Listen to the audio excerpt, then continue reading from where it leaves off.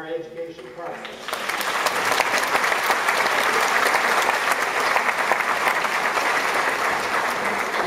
That's been a challenge. As we look at standards-based education, as we look at educational reform, more of that has been removed from the curriculum all up and down the public school sector. So, well, yeah, home ec is virtually gone, and no wonder we've got a collapse of cooking in this country. And you can link the increase in obesity to the fading out of the practice of cooking.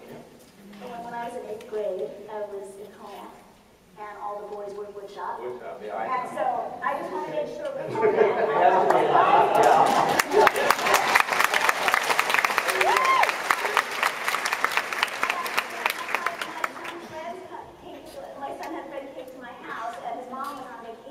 With all of his sewing, he couldn't sew a button back. His dad couldn't sew a button. Well, I wouldn't go that. So I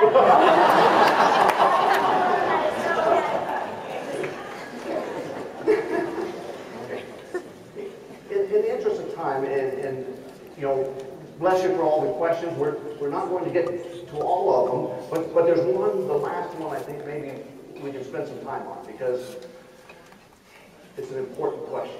And it's one I think that we're going to wrestle with after we leave this building as well. As you walk out into the sustainability fair and you're conversing with others. How do we move beyond framing that places sustainable, organic, or what have you, and conventional agriculture in binary opposition to each other?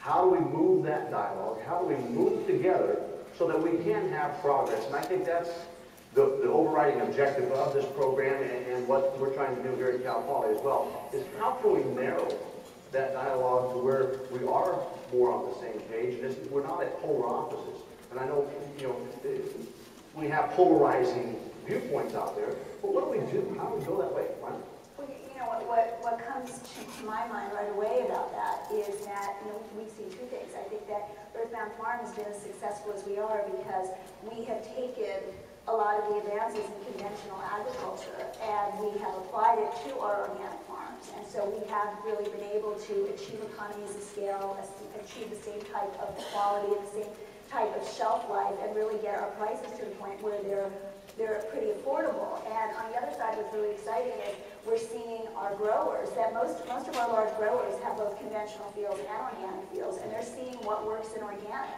And they're seeing that these beneficial habitats really do help keep the insects in check, and that some of these pesticides are really expensive, and sometimes it's more economical to take care of pests the natural way, you know, or how great the soil is when it is cover cropped, or when they do rotate more. So we're starting to see a lot of what they have discovered works so well in organic, and they're using it on their conventional crops. And so I think that our partner group and our company has shown some of that crossover.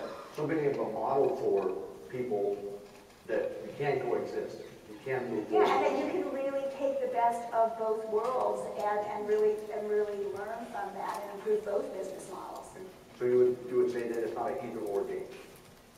No, I don't think so. I mean, I think, you know, I'm personally really committed to organic, and I like to promote that and the benefits of that, but I feel incredibly gratified that we have growers that are using some organic methods on their conventional fields, even though they're still farming conventionally, but maybe their soil's a little bit healthier, they're using a little bit less synthetic inputs. So I think that there's a lot to learn from that.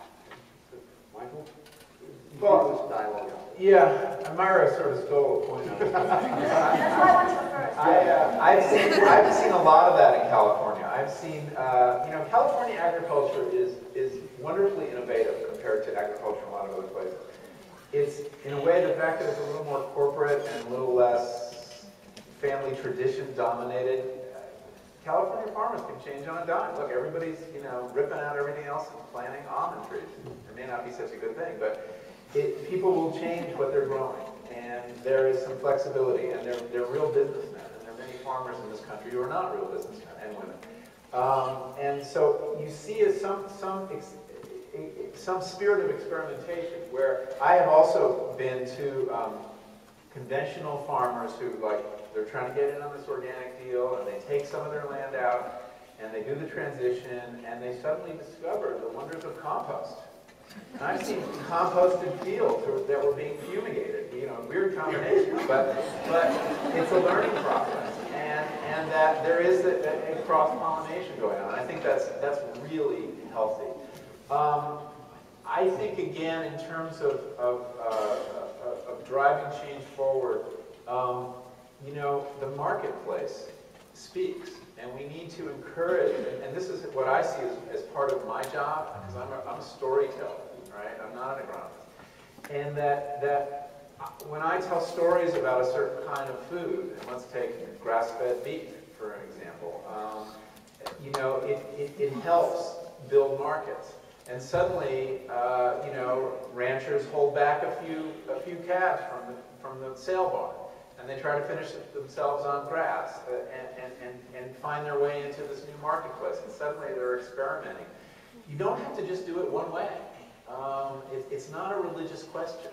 It's a business question. And that to the extent those of us in the media can educate consumers and make them feel good, those who can, to spend a little more money for a different kind of product, a different kind of experience. And this is why the chefs, I think, have been so important in driving change in American agriculture, because they're glamorizing certain things. That, you know, this food movement is about creating new markets. It's not about destroying anything. You know, when I was working on Joel Salatin's farm, Myra mentioned to you know, a very interesting rotationally grazed sustainable farmer in Virginia, who I hold up as kind of an ideal. And I realize it's not a practical ideal, but there's a virtue in looking at the ideal to see, well, how could we make that work here? And people are doing that. I said, so what is this? Is this a revolution? And he said, no, this is a reformation. And he's a religious man, he's a Christian conservative.